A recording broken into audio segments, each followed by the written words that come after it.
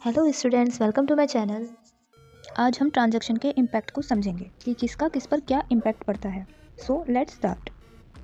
पहला आता है every transactions impact at least 2 accounts. कोई भी ट्रांजैक्शन है वो 2 अकाउंट्स को इम्पैक्ट करेगा। कोई भी अकाउंट है वो डबल एंट्री सिस्टम पर बनता है, यानी हम लिखते हैं कि क्या डेबिट होगा क्या क्रेडिट होगा। यही डबल एंट्री सिस्टम होता है। मान लो वाई ने जेड को पैसे दिए, तो वाई के यहाँ से पैसे गए क्योंकि वाई ने दिए, और जेड के पास पैसे आए तो उसने रिसीव किए, तो हुआ ना 2 जगह इम्पैक्ट।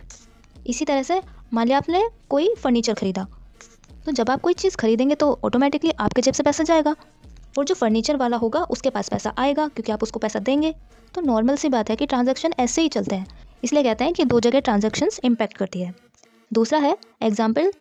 दूसरा है expenses and loss will be deducted from capital and income and gains will be added to the capital. यानी कि अगर बिजनेस में कोई भी खर्चा या कोई भी लॉस होता है तो ऑब्वियसली सी बात है कि कैपिटल पे इफेक्ट पड़ेगा। लॉस होगा तो कैपिटल कम होगी, इनकम और गेन होंगे तो कैपिटल हमारी बढ़ेगी। जैसे मैंने 1 लाख रुपए से बिजनेस शुरू किया और मुझे 20,000 का प्रॉफिट हुआ, तो क्या होगा, मेरी टोटल कैपिटल प्रॉफिट आने के बाद में बढ़ जाएगी। कितना हो जाएगी? 1,20,000। वहीं अगर मुझे लॉस हो गया बिजनेस में, मान लिया 60,000 का लॉस हो गया, तो क्या होगा, कैपिटल मेरी जो थी वो घट जाएगी। अब कैपिटल 1 लाख थी, 60,000 का लॉस हो गया, तो मेरी कैपिटल घट के कितनी रह गई? 40,000। तो पड़ा ना इम्पैक्ट। प्रॉफिट हुआ तो भी एक बिजनेस की कैपिटल पर इम्पैक्ट पड़ा, और लॉस हुआ तो भी इम्पैक्ट पड़ा। लॉस हुआ तो कम हो गई कैपिटल, और प्रॉफिट हुआ तो बढ़ गई।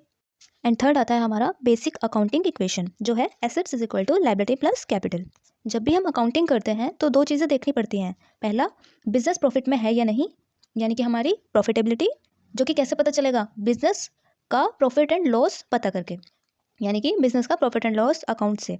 और दूसरा है वेल्थ, यानी कि आपके पास कितनी वेल्थ है।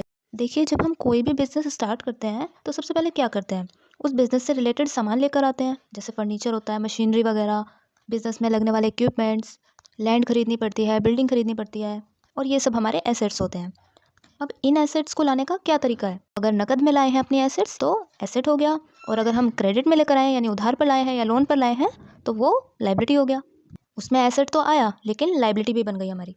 तो इस बेसिक इक्वेशन से हमारा जो ये अकाउंटिंग इक्वेशन का फॉर्मूला है ये बना है, assets is equal to capital plus liability.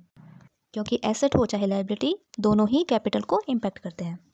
I hope आप सब लोगों को अच्छे से समझ आया होगा। Don't feel to hesitate to ask me in the comment section, and also share this video to your friends and your classmates, and please like and subscribe the channel, and bye bye.